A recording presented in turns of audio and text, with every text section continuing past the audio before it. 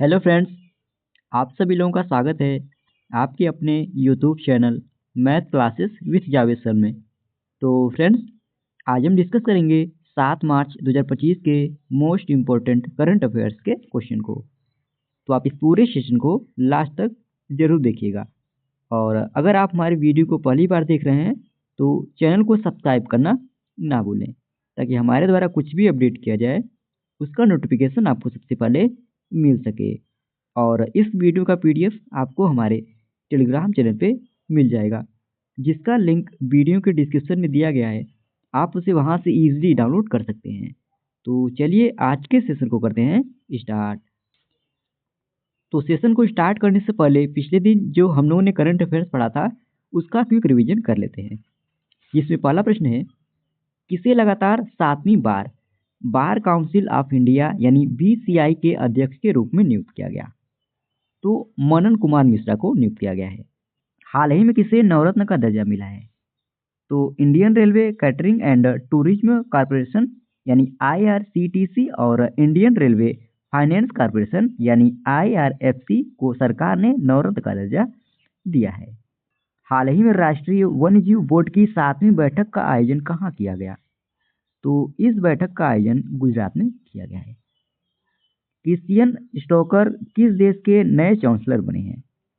तो ये ऑस्ट्रिया के नए चांसलर बने हैं। दुनिया का कौन सा देश तीसरा सबसे बड़ा जैव ईंधन उत्पादक देश बना है? तो अपना भारत देश है दुनिया का तीसरा सबसे बड़ा जैव ईंधन उत्पादक देश बना। भारत के किस राज्य में सबसे अधिक गंगा नदी डॉल्फिन पाई जाती है? तो यह उत्तर प्रदेश में सबसे ज़्यादा ये पाई जाती है।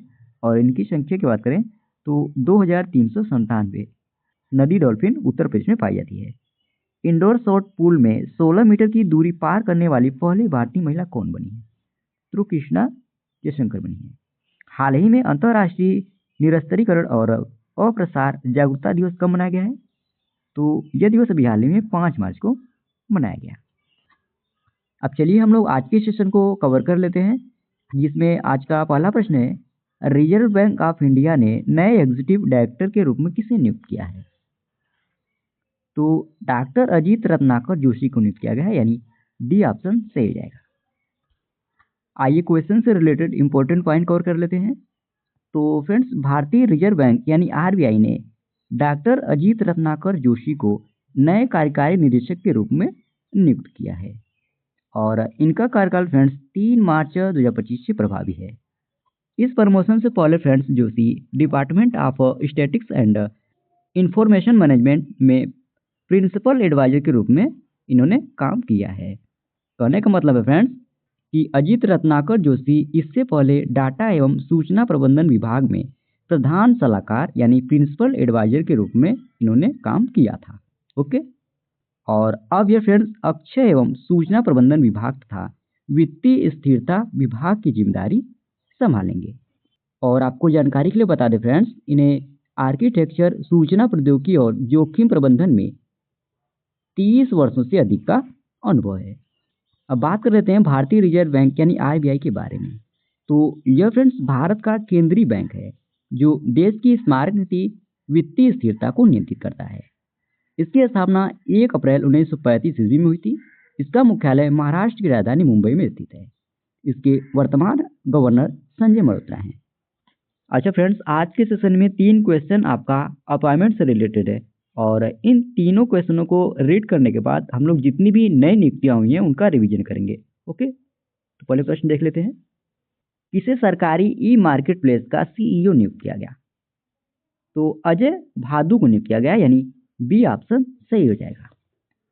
तो फ्रेंड्स, भारत सरकार ने वाणिज्य विभाग में अतिरिक्त सचिव अजय भादु को सरकारी ई मार्केट प्लेस का मुख्य कार्यकारी अधिकारी यानी सीईओ नियुक्त किया है। और यह फ्रेंड्स गुजरात कैडर के 1999 बैच के भारतीय राष्ट्रीय सेवा अधिकारी हैं। अगस्त 2024 में फ्रेंड्स भादु को वाणिज्य विभाग में अतिरिक्त सचिव नियुक्त किया गया था। और इससे पहले वे भारत निर्वाचन आयोग में उपचुनाव आयुक्त के पद पर कार्यरत थे। अब हम बात कर लेते हैं सरकारी ई मार्केट प्लेस के बारे में। तो यह फ्रेंड्स भारत सरकार द्वारा स्थापित एक ऑनलाइन मंच है जिसका उद्देश्य सरकारी विभागों और सार्वजनिक क्षेत्र की इकाइयों को माल और सेवाएं खरीदने में पारदर्शिता और दक्षता सुनिश्चित करना है। मतलब फ्रेंड इसका मकसद सार्वजनिक खरीद में पारदर्शिता, दक्षता और गति को क्या करना है, बढ़ाना है। और इसके अलावा फ्रेंड्स इस प्लेटफॉर्म पर सरकारी खरीदारों को अपने सही पैसे का दाम मिलता है। ओके, और इसकी स्थापना 9 अगस्त सन 2016 को भारत सरकार के द्वारा की गई थी। अगला प्रश्न है, एसबीआई लाइफ इंश्योरेंस कंपनी ने किसे डिप्टी सीईओ नियुक्त किया है? तो डोरा बाबू दपर्ती को नियुक्त किया गया है, यानी ये ऑप्शन सही हो जाएगा। तो friends SBI life insurance company ने डोरा बाबू दपर्ती को मुख्य कार्यकारी अधिकारी यानी सीईओ के रूप में नियुक्त किया है। और उन्होंने फ्रेंड्स इससे पहले सितंबर 2021 से भारतीय स्टेट बैंक यानी एसबीआई मालदीव परिचालन के कंट्री हेड और सीईओ के तौर पर यह काम कर चुके हैं और इन्हें वित्तीय उद्योग में 29 वर्षों से अधिक का अनुभव है। अब हम लोग जो भी हाल ही में नई नियुक्तियां हुई हैं उनका रिवीजन कर लेते हैं। तो मनन कुमार मिश्रा को लगातार 7वीं बार बार काउंसिल ऑफ इंडिया का अध्यक्ष नियुक्त किया गया। डॉक्टर मयंक शर्मा को रक्षा लेखा महानियंत्रक का प्रमुख नियुक्त किया गया। अजय सेठ को राजस्व विभाग के सचिव के पद का अतिरिक्त प्रभाव दिया गया। तुहिन कांता पांडे को सेबी के 11वें अध्यक्ष के रूप में नियुक्त किया गया। सब्यसाची कर को आर्थिक विकास संस्थान का निदेशक नियुक्त किया गया। एसबीआई कार्ड ने सलीला पांडे को एमडी और सीईओ नियुक्त किया है। शशिकांत दास को प्रधानमंत्री नरेंद्र मोदी का प्रधान सचिव नियुक्त किया गया। भारत के चुनाव आयुक्त के रूप में विवेक जोशी ने पदभार ग्रहण किया। ज्ञानेश कुमार को भारत का अगला मुख्य चुनाव आयुक्त नियुक्त किया गया। एन चंद्रशेखरन को रतन टाटा एंडोमेंट फाउंडेशन का अध्यक्ष नियुक्त किया गया। स्टैंडर्ड चार्टर्ड ने भारत के लिए पीडी सिंह को अपना मुख्य कार्यकारी अधिकारी यानी सीईओ नियुक्त किया है। अगला प्रश्न है, दिलजीत दोसांझ किस अंतर्राष्ट्रीय ब्रांड के ग्लोबल ब्रांड एम्बेसडर बने हैं? तो यह लेवाइस अंतर्राष्ट्रीय ब्रांड के ब्रांड एम्बेसडर बने हैं, यानी बी ऑप्शन सही हो जाएगा। तो फ्रेंड्स हाल ही में लेवाइस ने पंजाबी सिंगर दिलजीत दोसांझ को अपना ग्लोबल ब्रांड एम्बेसडर चुना है और यह फ्रेंड्स पहली बार है जब कोई पंजाबी आर्टिस्ट ब्रांड के साथ जुड़कर एम्बेसडर बना है।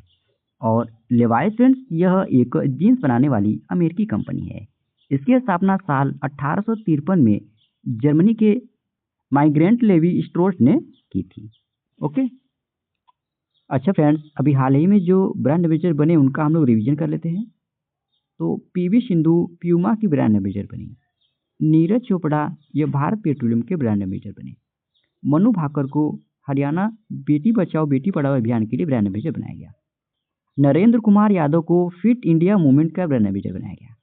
विराट कोहली पंजाब नेशनल बैंक के ब्रांड एम्बेसडर बने। मनु भाकर को बंदरगाह जहाज रानी और जल मार्ग मंत्रालय का ब्रांड एम्बेसडर बनाया गया। सुरेश रैना को जम्मू और कश्मीर युवा मतदाता जागरूकता के लिए ब्रांड एम्बेसडर बनाया गया। कैटरीना कैफ को सौमी इंडिया की ब्रांड एम्बेसडर बनाया गया। निखत जरीन यह राष्ट्रीय खनिज विकास निगम की ब्रांड एम्बेसडर बनी। Cricketer Shriyanka Patil Bob card limited की ब्रांड एम्बेसडर बनी। एमएस धोनी झारखंड विधानसभा चुनाव का इन्हें ब्रांड एम्बेसडर चुना गया। सोनू सूद थाईलैंड टूरिज्म के ब्रांड एम्बेसडर बने। लोरियल पेरिस की global brand ambassador Alia Bhatt बनी। यूरोग्रिप टायर के ब्रांड एम्बेसडर एमएस धोनी बने। अच्छा फ्रेंड्स अभी आईसीसी चैंपियन ट्रॉफी जो आयोजित की जा रही है उसके लिए भी ब्रांड एम्बेसडर चुने गए थे। इसमें 4 लोगों को ब्रांड एम्बेसडर बनाया गया था, जिसमें भारत के शिखर धवन, न्यूजीलैंड के दिग्गज तेज गेंदबाज टीम साउदी, ऑस्ट्रेलिया के स्टार ऑलराउंडर शेन वाटसन और पाकिस्तान के सरफराज अहमद को ब्रांड एम्बेसडर नियुक्त किया गया था। ओके, अगला प्रश्न है, किस राज्य में मुख्यमंत्री एकल महिला रोजगार योजना शुरू की गई है? तो यह योजना उत्तराखंड में शुरू की गई है, यानी बी ऑप्शन सही हो जाएगा। तो फ्रेंड्स उत्तराखंड सरकार ने एकल महिलाओं को सशक्त बनाने के लिए मुख्यमंत्री एकल महिला रोजगार योजना को मंजूरी दी है और इस योजना के अंतर्गत फ्रेंड्स महिलाओं को 2 लाख रुपए तक की वित्तीय सहायता प्रदान की जाएगी। लेकिन फ्रेंड्स इस योजना में 75% राशि अनुदान यानी सब्सिडी के रूप में सरकार देगी, जबकि लाभार्थी को 25% हिस्सा उसमें खुद लगाना होगा। इस योजना का उद्देश्य पहले चरण में 2000 महिलाओं को लाभान्वित करना है। अब इस योजना का लाभ किसे मिलेगा? तो फ्रेंड्स उत्तराखंड राज्य की एकल महिलाएं जिसमें अविवाहित तलाकशुदा, परित्यक्ता, निराश्रित और दिव्यांग महिलाओं को इस योजना का लाभ मिलेगा। अब हम लोग कुछ प्रमुख परियोजनाओं का रिवीजन कर लेते हैं। तो हरियाणा सरकार ने हरियाणा गवाह संरक्षण योजना 2025 शुरू की है। राजस्थान में शिक्षा संजीवनी बीमा योजना शुरू की गई। मध्य प्रदेश में पार्थ योजना लॉन्च की गई है। तेलंगाना राज्य सरकार ने इंदिरम्मा योजना शुरू की है।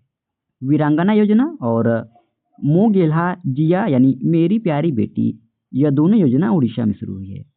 बंगलार बारी आवास योजना यह पश्चिम बंगाल में शुरू हुई है। निर्भया कड़ी योजना यह उड़ीसा में शुरू हुई है। दीपम 2.0 निःशुल्क सिलेंडर योजना आंध्र प्रदेश में शुरू हुई है। घर घर सोलर पहल यह टाटा पावर की एक पहल है जिसका मकसद देश के घरों में सौर ऊर्जा को आसान और किफायती बनाना है। नियुक्त मोइना योजना असम में शुरू हुई है। दीनदयाल उपाध्याय भूमिहीन कृषि मजदूर कल्याण योजना ये छत्तीसगढ़ में शुरू हुई है और सीएम 7 योजना यह त्रिपुरा में शुरू हुई है। अगला प्रश्न है, केंद्र सरकार ने उत्तराखंड में गोविंद घाट से हेमकुंड साहिब जी तक कितने किलोमीटर लंबी रोपवे परियोजना के निर्माण को मंजूरी दी है?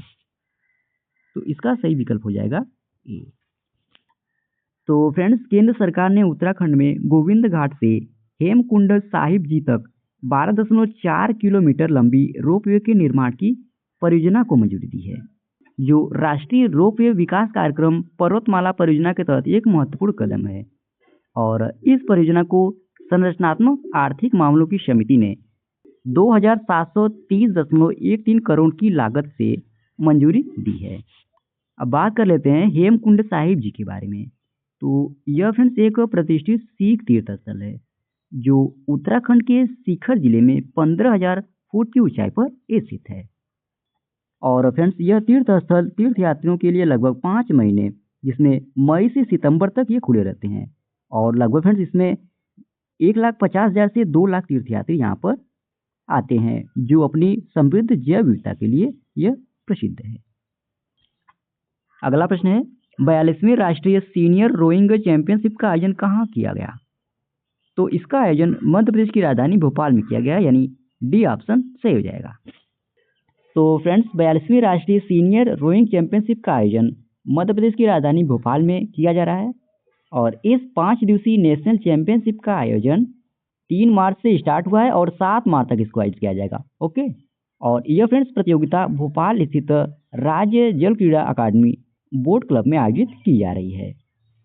इस प्रतियोगिता में देश भर की कुल 27 टीमों में से 23 राज्यों की एवं Indian army, Indian navy, Indian air force और सर्विस स्पोर्ट्स कंट्रोल बोर्ड की टीम के 500 प्रतिभागी शामिल होंगे। और अगर बात करें फ्रेंड्स इस चैंपियनशिप का आयोजन किसके द्वारा किया जा रहा है, तो इसका आयोजन फ्रेंड्स भारतीय रोइंग महासंघ यानी इंडियन रोइंग फेडरेशन के द्वारा इसको आयोजित किया जा रहा है। इसकी शुरुआत सन 1828 ईस्वी में हुई थी और यह प्रतियोगिता जल खेलों को बढ़ावा देने और युवाओं को नया मंच देने के उद्देश्य से इसको आयोजित किया जा रहा है। और अगर बात करें फ्रेंड्स इससे पहले यानी 41वां नेशनल सीनियर रोइंग चैंपियनशिप का आयोजन कहाँ पर किया गया था? यह 2024 में महाराष्ट्र के पुणे शहर में इसको आयोजित किया गया था। ओके। अच्छा फ्रेंड्स, क्वेश्चन हमारा मध्य प्रदेश की राजधानी भोपाल से रिलेटेड था, तो हम लोग भोपाल से संबंधित कुछ करंट अफेयर्स का रिवीजन कर लेते हैं। 31वें राष्ट्रीय बाल विज्ञान कांग्रेस 2025 का आयोजन भोपाल में किया गया। भोपाल में 7,000 से ज़्यादा आचार्यों और बटुक द्वारा गीता पाठ करने का Guinness book of world record बना। भोपाल के हबीबगंज रेलवे स्टेशन का नाम बदलकर रानी कमलापति स्टेशन कर दिया गया। दुनिया का सबसे बड़ा इस्लामिक समागम भोपाल में आयोजित किया गया था। भारत का पहला ई कचरा क्लिनिक मध्य प्रदेश के भोपाल में बना। इंदौर के बाद मध्य प्रदेश की राजधानी भोपाल में भी भीख देने और मांगने को अपराध घोषित किया गया है। प्रधानमंत्री नरेंद्र मोदी ने ग्लोबल इन्वेस्टर्स कमेटी 2025 का उद्घाटन मध्य प्रदेश की राजधानी भोपाल में किया है। अगला प्रश्न है, हाल ही में राष्ट्रीय दंत चिकित्सक दिवस कब मनाया गया है? तो यह दिवस अभी 6 मार्च को मनाया गया, यानी ये ऑप्शन सही हो जाएगा। तो फ्रेंड्स, भारत में हर साल 6 मार्च को राष्ट्रीय दंत चिकित्सक दिवस या नेशनल डेंटिस्ट डे मनाया जाता है।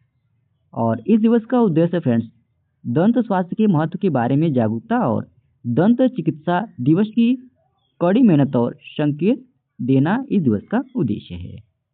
और 1938 में फ्रेंड्स अमेरिकन डेंटल एसोसिएशन की 100वीं वर्षगांठ के सम्मान में पहला राष्ट्रीय दंत चिकित्सक दिवस मनाया गया और तब से फ्रेंड्स यह हर साल 6 मार्च को मनाया जाता है। अब हम लोग मार्च 2025 में अब तक जितने भी महत्वपूर्ण दिवस मनाए गए हैं उन सभी दिवसों के साथ हम लोग थीम को भी डिस्कस कर लेते हैं। 1 मार्च को शून्य भेदभाव दिवस मनाया गया।